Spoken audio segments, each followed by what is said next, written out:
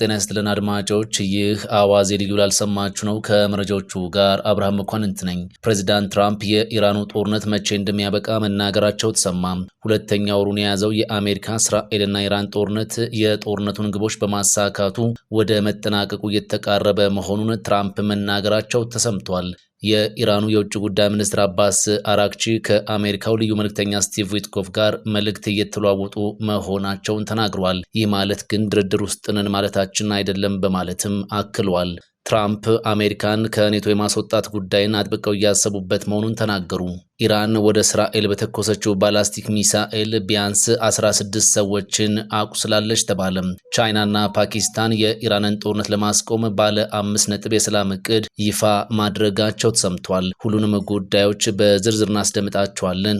አብራችሁን ቆዩ። ሲኤምሲ ላይ ከኮንቬንሽን ሴንተር ፊት ለፊት በ4.6 ሚሊዮን ብር ሙሉ ክፍያ የቤት ባለቤት የሆኑ 30% ቅናሽ የተደረገበትን በካሬ 62888 ብር ከ10% ቅድመ ክፍያ ጀምሮ ረጅም ጊዜ አከፋፈል ለሚከፍሉ ደግሞ በካሬ 84888 ብር ከተጨማሪ 50% የባንክ ብድር ጋር ይዘንሎት ቀርበናል። ባለ አንድ መኝታ በ600 ሺህ ብር ቅድመ ክፍያና በ6.2 ሚሊዮን ጠቅላላ ክፍያ፣ ባለ ሁለት መኝታ በ900 ሺህ ብር ቅድመ ክፍያና በ9 ሚሊዮን ብር ጠቅላላ ክፍያ፣ ባለ 3 መኝታው ደግሞ በ1.1 ሚሊዮን ቅድመ ክፍያና በ11 ሚሊዮን ጠቅላላ ክፍያ በመሸጥ ላይ እንገኛለን። ባለ 5 ኮከብ ሆቴልና አካቶ በርካታ የጋራ መጠቀሚያዎችንና መዝናኛዎችን ያሟላ ሲሆን ፈጥነው ለሚመጡ ደንበኞች ልዩ ቅናሽ አድርገናል። አሁኑኑ ከታች ባለው ስልክ ይደውሉ። ድሪም ቢልደርስ ሪል ስቴት ህልሞን እንገነባለን። ፕሬዚዳንት ትራምፕ የኢራኑ ጦርነት መቼ እንደሚያበቃ መናገራቸው ተሰማ።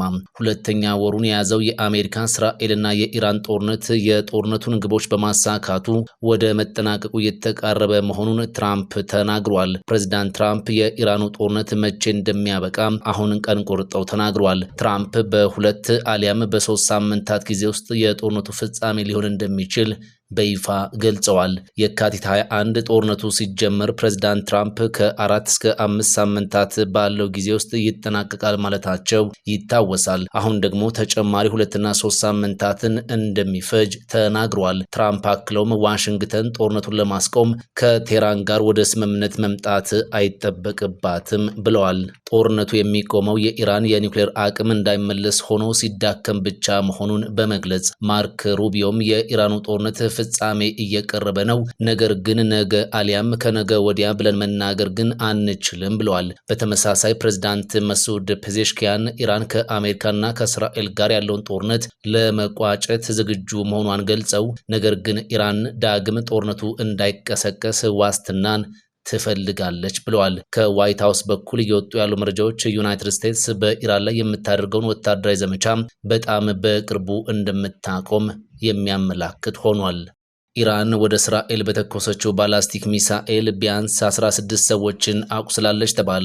ቴል አቪቭን ኢላማ ያደረገው የኢራን ጥቃት በርካቶችን ማቁሰሉ ሲነገር ሄዝቦላህም ወደ ሰሜን ቴል አቪቭ ሮኬቶችን መተኮሱ ተነግሯል። የእስራኤል ጦር ከየመኑ ሁቲ የተተኮሱ ሚሳኤሎችን ማክሸፉንም ይፋ አድርጓል። ሁቲ አሁኑን ጦርነት በይፋ የተቀላቀለው ባለፈው ቅዳሜ ዕለት በርካታ ሚሳኤሎችን ወደ እስራኤል በመተኮስ ነበር። ከየመን የዛሬውን ጥቃት ጨምሮ ወደ እስራኤል ሲተኮስ ለአራተኛ ጊዜ እንደሆነም ተነግሯል። ሁቲ ዲሞናን ጨምሮ ደቡባዊ የእስራኤል ክፍልን በማጥቃት ነበር በይፋ ከኢራን ጎን በመሰለፍ ጦርነቱን መቀላቀሉን በይፋ የተናገረው። ሁቲ አሁን የጀመረውን ጥቃቱንም የሚያቆመው እስራኤል የጀመረችውን ወረራ ስታቆም ብቻ እንደሆነ በመግለጽ ላይ መሆኑን ከአልጀዚራ ዘገባ ላይ ተመልክተናል። ቡድኑ አክሎም ወታደራዊ ውጥረቱ እየጨመረ ከሄደም የባብል ኤል መንደብን መተላለፊያ ለመዝጋት እንደሚገደድም በይፋ ተናግሯል። የሆርሙዝ ወሽመጥ መዘጋትን ተከትሎ በመላው ዓለም የተፈጠረው ከፍተኛ ጫና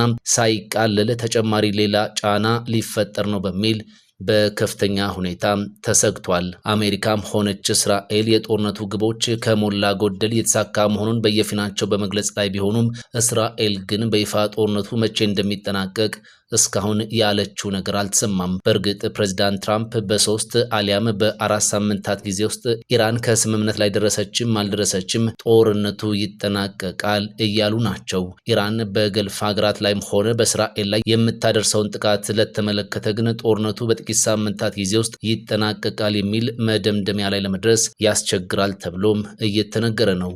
አሁን ባለው ሁኔታም የገልፍ ሀገራት አሜሪካ በኢራን ላይ የምታደርሰውን ጥቃት አጠናክራ እንድትቀጥል ፍላጎት እንዳላቸውም ይነሳል። ይህ በዚህ እንዳለ የኢራኑ የውጭ ጉዳይ ሚኒስትር አባስ አራክቺ ኢራን በዚህ ሰዓት ከአሜሪካ በቀጥታና በተዘዋዋሪ መልእክቶች እየደረሷት እንደሆነ ተናግሯል።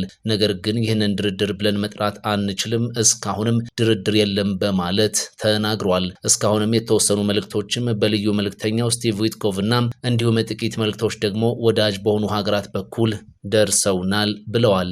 ከአሜሪካ በኩል ስለቀረበው ባለ 15 ነጥብ የሰላም እቅድም የሰጠነው ምላሽ የለም በማለት ውጭ ጉዳይ ሚኒስትሩ ከአልጀዚራ ጋር በነበራቸው ቆይታ ተናግሯል። ሚኒስትሩ አክለውም ከአሜሪካ ጋር ምንም አይነት በመልካም የሚነሳ የድርድር ተሞክሮም የለንም ብለዋል። በሁለታችን መካከል ያለው የመተማመን ደረጃ አሁን ዜሮ ገብቷል ብለዋል። አባስ አራክቺ በተጨማሪም የሆርሙዝ ሰርጥ አሁንም ቢሆን ከቴህራን ጋር ጦርነት ላይ ላልሆኑ ሀገራት ክፍት እንደሆነም ይቀጥላል ሲሉም ተናግሯል። የሆርሙዝ ሰርጥ የሚገኘው በኢራንና በኦማን ውሃ ላይ እንጂ በዓለም አቀፍ ውሃ ላይ አይደለም። ስለሆነም ይህንን ውሃ በስትራቴጂካዊ መንገድ የመጠቀም መብቱ የኛና የኦማን ብቻ ነው ብለዋል። አሁን እየሆነ ያለውም ከኛ ጋር ጦርነት ላይ ላሉት ሀገራት ውሃችንን ለንግዳቸው እንዲጠቀሙ አንፈቅድም፣ ወዳጆቻችን ግን መጠቀማቸውን ይቀጥላሉ ብለዋል። አባስ አራክቺ የኢራን ጦር የአሜሪካን የምድር ዘመቻ በፍጹም እንደማይፈራም ተናግረዋል። አሁን የሚመጡ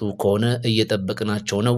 ጦርነቱን የጀመርነው እኛ አይደለንም፣ እያደረግን ያለነውም ራሳችንን መከላከል ነው። እሱን ማድረጋችንን ደግሞ እንቀጥላለን ብለዋል። አሜሪካ ግን እንዲህ አይነቱን ስህተት ትሰራለች የሚል ተስፋም የለኝም በማለትም አክለዋል። ሙሉ በሙሉ ከስምምነት ላይ መድረስ የሚቻለው አሜሪካና እስራኤል እየፈጸሙት ያለውን ጥቃት ሙሉ በሙሉ ሲያቆሙት ብቻ እንደሆነም ተናግሯል። ለምድር ዘመቻ ከመጡ ግን እንዲያውም በእግረኛ ጦሩ የተሻለ ውጤት እናገኛለን ሲሉ ዝግጁነታቸውን ተናግረዋል።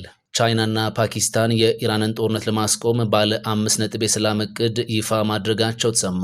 አሜሪካና እስራኤል በጋራ በኢራን ላይ የከፈቱት ጦርነት ከአንድ ወር በላይ መሻገሩን ተከትሎ ቻይናና ፓኪስታን ግጭቱን በአስቸኳይ ለመግታት የሚያስችል ባለ 5 ነጥብ የሰላም ስምምነት እቅድ ይፋ አድርገዋል። የቀረበው የሰላም ሰነድ በዋነኝነት አፋጣኝ ተኩስ አቁም እንዲደረግና የሆርሙዝ ወሽመጥ እንዲከፈት በሚለው ላይ ትኩረት ያደረገ እንደሆነም ተዘግቧል። ይህ የሰላም እቅድ የተዘጋጀው የፓኪስታን የውጭ ጉዳይ ሚኒስትር ወደ ቤጂንግ ተጉዘው ከቻይና ባለስልጣናት ጋር ከመከሩ በኋላ እንደሆነም ተነግሯል። የቻይና የውጭ ጉዳይ ሚኒስቴር ጥረቱን ሰላምን ለማስፈን የሚደረግ አዲስ ጅምር ሲል ጠርቶታል። ቻይና እስካሁን በጉዳዩ ላይ ያሳየችው አቋም የተቀዛቀዘ ነው ቢባልም አሁን ግን ጥረቷን ለማጠናከር እየሞከረች ነው ተብሏል። ቻይና ከፍተኛ የነዳጅ ክምችት ያላት ስትሆን ከሌሎች የእስያ ሀገራት በተለይም ለከፋ የነዳጅ እጥረት እስካሁን አልተጋለጠችም። ይሁን እንጂ ቀውሱ ምንም መረጋጋት ሳያሳይ የሚዘልቅ ከሆነ ግን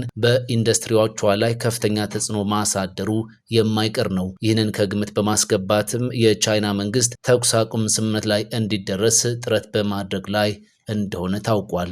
ትራምፕ አሜሪካን ከኔቶ የማስወጣት ጉዳይን አጥብቀው እያሰቡበት መሆኑን ተናገሩ። ፕሬዚዳንት ትራምፕ ኔቶ በኢራን ጦርነት እገዛ እንዲያደርግላቸው ያቀረቡትን ጥሪ ባለመቀበሉ አሜሪካን ከወታደራዊ ጥምረት ማስወጣትን አጥብቀው እያሰቡበት እንደሆነ ተዘግቧል። ኔቶን የወረቀት ላይ ነብር ሲሉ የጠሩት ፕሬዚዳንቱ አሜሪካን ከመከላከያ ስምምነቱ የማስወጣት ሀሳብ ከማጤን መሻገሩን መናገራቸውን ቴሌግራፍ መዘገቡን ቢቢሲ አስነብቧል። ትራምፕ ከጦርነቱ በኋላ አሜሪካን ከኔቶ አባልነት የማስወጣት እቅድ ይዘው እንደሆነ ተጠይቀው አዎ ጊዜው ደርሷል ብዬ አምናለሁ፣ መናገርም አሁን እችላለሁ ብለዋል። የወረቀት ላይ ነብር እንደሆኑ ሁሌም አውቅ ነበር፣ በነገራችን ላይ ፑቲንም ይህንን ያውቃል ሲሉም ተናግሯል። ትራምፕ ኔቶና አጋሮቻቸው የሆርሙዝ ወሽመጥን ለማስከፈት እገዛ እንዲያደርጉ ሲጠይቁ መሰንበታቸው ይታወሳል። ነገር ግን ከኔቶም ሆነ ከአገራት ያገኙት ምላሽ ግን አዎንታዊ እንዳልሆነ ታውቋል።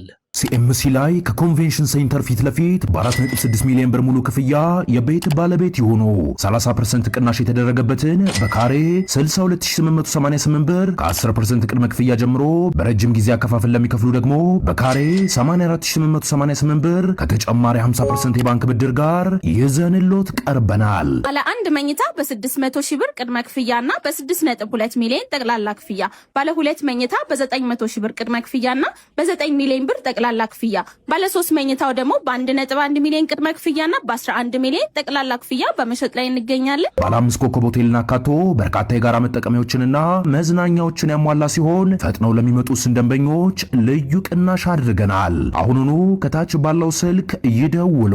ድሪም ቢልደርስ ሪል ስቴት ህልሞን እንገነባለን። ፈጣን ያልተሰሙ መረጃዎችንና ትኩስ የኪነ ጥበብ ዜናዎችን ለማግኘት የቁም ነገር ሚዲያ የዩቲዩብ ቻናልን በመቀላቀል ቤተሰብ የሆኑ ቻናላችንን ሰብስክራይብ ያድርጉ።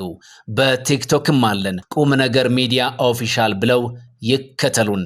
እናመሰግናለን። ቁም ነገር ሚዲያ፣ ለቁም ነገር እንሰራለን።